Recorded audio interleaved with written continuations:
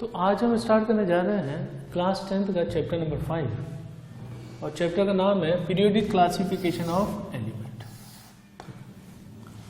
Periodic classification of element का मतलब क्या है कि जो भी नॉन एलिमेंट्स हैं हमारे पास उनको हमें जो है एक ऑर्डर में जमाना है, एक टेबल में जमाना है।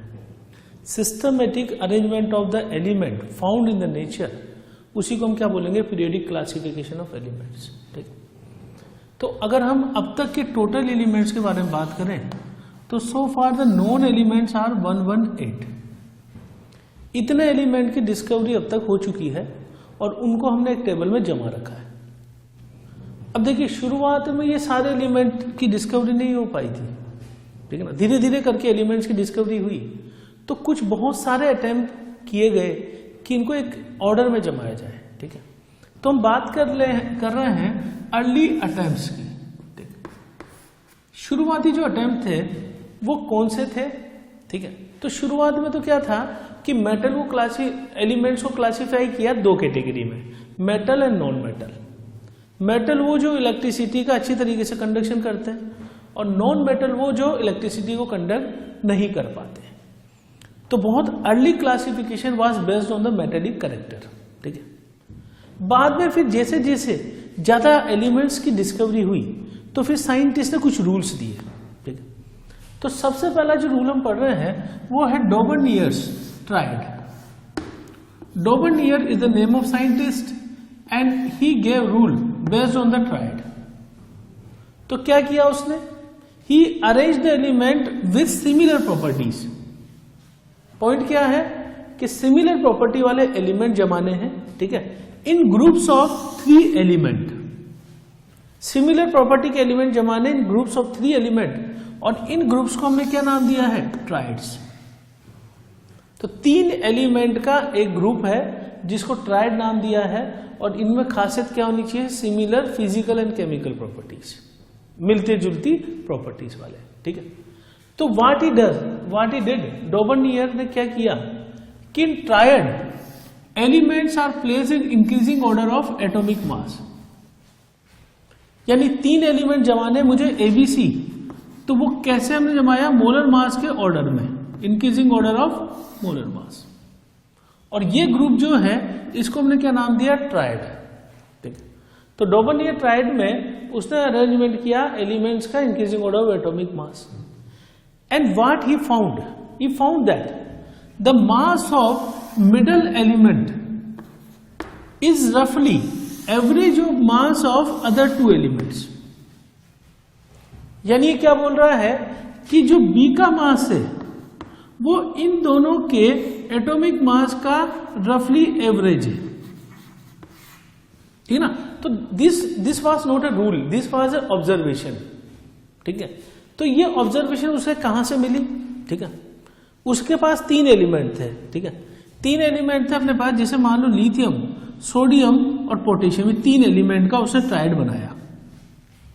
इन 3 एलिमेंट को साथ में इसलिए रखा क्योंकि इनकी प्रॉपर्टी मिलती जुलती थी। ये सारे +1 आयन बनाते हैं, तो एल्कली मेटल्स को उसने अरेंज किया। ठीक है, एटॉमिक मास उसके पास था लिथियम का 7, पोटेशियम का 39, ठीक है, और सोडियम का 23।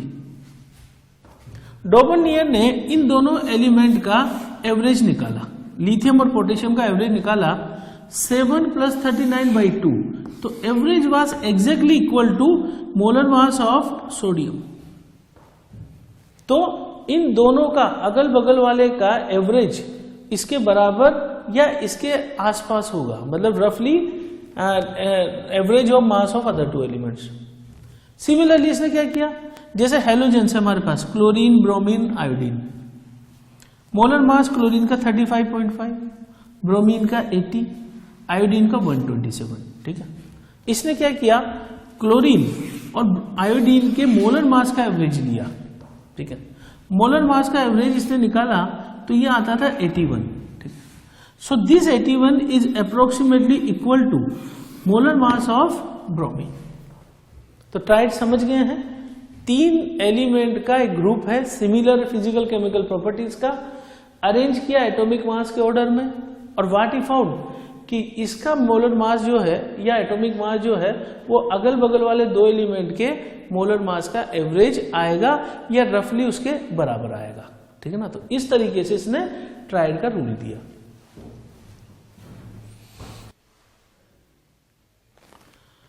चलिए, जो दूसरा अटेम्प्ट था पीरियोडिक क्लासिफिकेशन का, ये किया था न्यूलैंड ने। न्यूलैंड का जो लॉ है इसे बोलते हैं Newlands law of octave. Octave number मतलब 8, ठीक है। तो व्हाट ही डिड कि Newland arranged element in increasing order of atomic mass, increasing order of atomic mass, ठीक है। अब एटॉमिक मास में जमाने के बाद, अच्छा इसने कितने एलिमेंट को जमाया था जो उस समय तक डिस्कवर हुए थे। So he arrange element from starting from hydrogen to thorium and there were 56 element between these two element. तो चूंकि उस टाइम बहुत कम एलिमेंट की डिस्कवरी हुई थी तो केवल 56 एलिमेंट थे जिन पे इसने न्यूलैंड ने लगाया है जो। तो यहीं से एक लिमिटेशन पता लग गई कि बहुत सारे एलिमेंट के लिए एप्लीकेबल नहीं होगा, शुरुआती कुछ एलिमेंट के लिए एप्लीकेबल था, ठीक। अब एलिमेंट को एटॉमिक मास में जमाने के बाद what he found, he found that every nth element resembles similar property as of first element। यानी कि अगर हम काउंट करते जाएं तो 1 2 3 4 5 6 7 8 8th एलिमेंट और फर्स्ट एलिमेंट की प्रॉपर्टी ऑलमोस्ट सिमिलर होनी चाहिए। तो फिर वो किस रूल को फॉलो करेंगे, लॉ ऑफ ऑक्टेव को, ठीक। अब ये चीज इसने ऑक्टेव नाम क्यों दिया, क्योंकि म्यूजिक में जो है 8 जो आता है, 8 जिसको बोला अपन सुर, वो पहले के जैसा आता है। जैसे हिंदी में भी सारे गामा पाधा इस तरीके से होता है, तो वो सा वर्ड वापस रिपीट होता है, ठीक है। तो इसलिए क्या है, इसने म्यूजिक के हिसाब से देखा कि म्यूजिक में जैसे ऑक्टेव होते हैं और ऑक्टेव में 8वां जो म्यूजिक का सुर है वो रिपीट होता है, सेम इसी तरीके से बोला एलिमेंट भी 8वां रिपीट करेगा पहले की प्रॉपर्टी।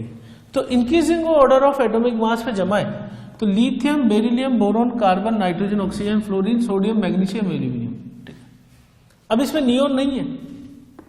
नियोन क्यों नहीं है कि eight that time inert gases were not discovered.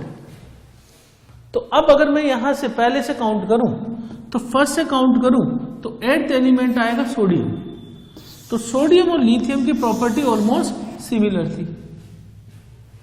फिर अगर मैं बेरिलियम से काउंट करूं तो बेरिलियम से काउंट करने पर 8th एलिमेंट आएगा मैग्नीशियम। तो मैग्नीशियम और बेरिलियम की प्रॉपर्टी सिमिलर है। फिर मैं बोरोन से काउंट करूं फर्स्ट, तो बोरोन से काउंट करने पे 8th एलिमेंट आएगा एल्यूमिनियम। तो बोरोन और एल्यूमिनियम ऑलमोस्ट सिमिलर प्रॉपर्टी रखते हैं। तो ये एक तरह से क्या था कि सिंपल स्टेट अपन एटॉमिक मास के हिसाब से जमा रहे हैं और हर 8th एलिमेंट को रिसेंबल करवा रहे हैं फर्स्ट एलिमेंट से, ठीक है। अभी तक पीरियोडिक टेबल नहीं बनाई गई थी, अभी तक सिर्फ जो है इसको अरेंज करके इसको स्टडी किया जा रहा था कि एलिमेंट को अपन एक लाइन में जमा दें, ठीक है। लेकिन जो मॉडर्न हम पीरियोडिक टेबल देखते हैं वो एक टेबल की फॉर्म में है, यानी उसमें रोज हैं, हॉरिजॉन्टल एलिमेंट जमे हुए हैं, ठीक है। वहां तक ये आया नहीं, अभी सिर्फ ये एटॉमिक मास को ही स्टडी कर रहा है, ठीक।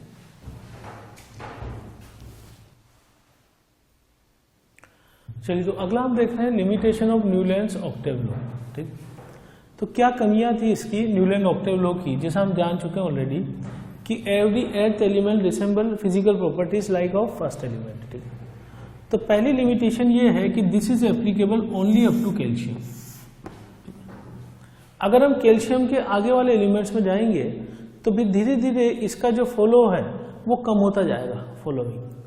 तो बहुत ही लाइटर एलिमेंट्स पे this is applicable only for few elements, like जैसा हमने जाना कि 56 एलिमेंट पे लगाई, क्योंकि उस समय तक डिस्कवरी नहीं हुई थी। बाद में नए नए एलिमेंट्स की डिस्कवरी हुई और उन पे एप्लीकेबल नहीं था। तो लिमिटेशन ये हो गई कि applicable only for few elements और applicable only up to calcium. इसके बाद इधर आए हम कि जो ये बोल रहा है कि every 8th element is resemble similar possibility, but उस टाइम तक इनर्ट गैसेस की डिस्कवरी नहीं हुई थी, ठीक है। So at that time noble gas were not discovered, so they were not included.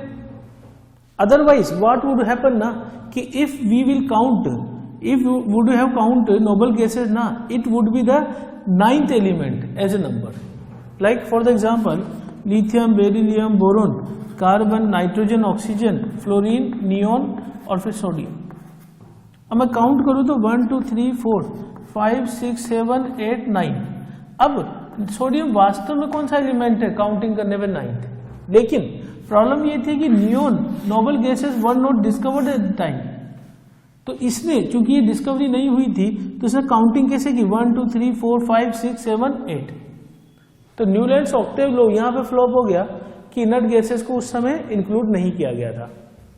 अब क्वेश्चन ये है कि Dobereiner's triad can exist in Newlands octave और not. So answer is yes.